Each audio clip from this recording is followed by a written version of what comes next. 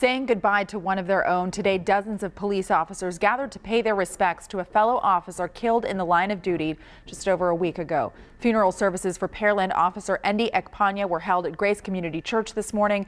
Channel 2's Bill Spencer is joining us live. And Bill, this was incredibly emotional for these men.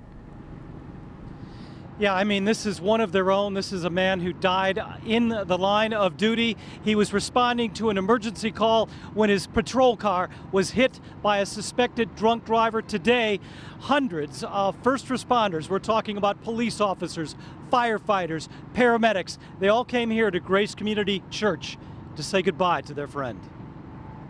From high above in the sky, it looked like an entire army of mourners had come to bury rookie Pearland police officer Andy Ekpanya.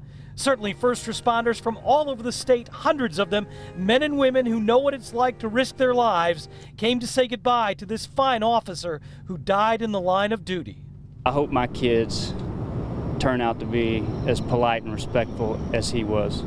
A rookie cop with a fiancée and a young son, Officer Ekpanya, died after his patrol car was crushed by a suspected drunk driver while he was on his way to an emergency call.